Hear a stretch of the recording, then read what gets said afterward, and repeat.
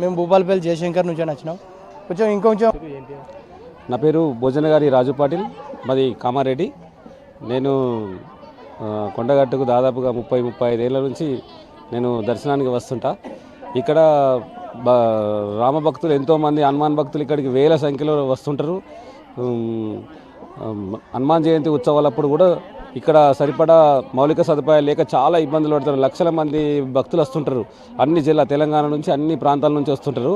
ఇక్కడ సేవల ఈ యొక్క ఆలయ కమిటీ తరపున వసతులు ఏర్పాటు చేయాలనున్నా ఇక్కడ అటవీ శాఖకు ఈ దేవాదాయ శాఖ మధ్యలో ఈ యొక్క వసతులు ఏర్పడాలంటే ఇది అటవీ భూమి ఉందని చెప్పేసి ఇబ్బందులు ఏర్పడుతున్నాయని చెప్పేసి అంటున్నారు. అది సమంజసం కాదు. ఇక్కడ వేల సంవత్సరాల నాటి గుడి ఇది.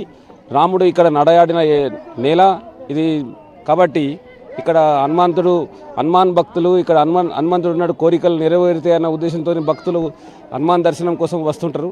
ఇక్కడ ఈ ఒక అటవీ ప్రాంతానికి సంబంధించిన భూమి అయినప్పటికీ కూడా దేవాదాయ శాఖ వసతుల కోసము ఇవ్వాల్సిన అవసరం ఎంతైనా ఉంది.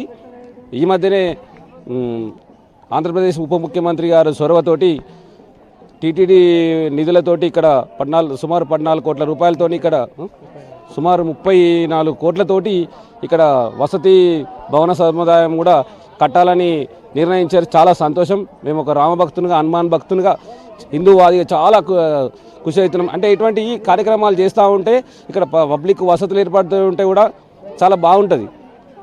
ఈ అటవీ భూమిని కూడా ఈ యొక్క గుడికి కూడా కేటాయించి ఇంకా భక్తులకు మెరుగైన సౌకర్యాలు అందించేలా కృషి చేయాలని చెప్పేసి మేము కోరుతున్నాం. జై శ్రీరామ్. జై శ్రీరామ్. ఇది కొండగట్ట ఆంజనేయ స్వామి అంటే మన పవిత్రమైన పుణ్యక్షేత్రం అండి. మన తెలంగాణలోనే ఒక రామ భక్తుడైన ఒక ఆంజనేయ స్వామి ఒక టెంపుల్ అంటే ఇది కొండగట్ట ఆంజనేయ స్వామి టెంపుల్. ఈ టెంపుల్ అంటే చాలా ఏళ్ల క్రితం ఉండొచ్చు, నాకైతే ఐడియా లేదు. కానీ ఎప్పుడు చూడండి భక్తులు ఎప్పుడు కిటకిటలాడుతూనే ఉంటారు. ఈసారి మేడారం సమ్మక్క సారలమ్మ జాతర ఉన్నందువల్ల ఎక్కువ రష్ చాలా ఉంది. అందువల్ల చాలా ఉంది. కొంచెం భక్తులు కూడా విపరీతంగా ఉన్నారు. కానీ చాలా ఏ కోరిక కోరుకోనండి తప్పకుండా అవుతుంది. ఆంజనేయ స్వామి మాత్రం ఈయన కానీ డెవలప్మెంట్స్ మాత్రం జరగట్లేదండి. ఎందుకంటే ఇంత మంచి పుణ్యక్షేత్రం కదా, మళ్ళీ కోరుకున్న మొక్కులల్లా నెరవేర్చే దేవుడిన. అలాంటప్పుడు ఇక్కడ భక్తులకు చాలా ఇబ్బందులే ఉన్నాయి. ఎందుకంటే ఇంకా సౌకర్యాలు మాత్రం అలాగే ఉన్నాయండి. చూస్తున్నాం కదా మేము నేనైతే 25 ఏళ్ళ నుంచి చూస్తున్నా. నేను 25 ఏళ్ళ నుంచి వస్తున్నాను, నా పెళ్ళైనప్పటి నుంచి. అప్పటి నుంచి అలాగే ఉంది. అలా ఎలాంటి ఏర్పాట్లు అంటే ఇప్పుడు టికెట్ కౌంటర్ ఉంది కదండి. ఏ టికెట్ కౌంటర్ 100 రూపాయలు కానీ 50, 300 కానీ అది కొంచెం సౌకర్యంగా ఉండాలి. కొంతమంది ఇప్పుడు పేషెంట్స్ ఉంటారు, చిన్నపిల్లల తల్లులు ఉంటారు, వాళ్ళకంటూ విడిగా ఉండాలి.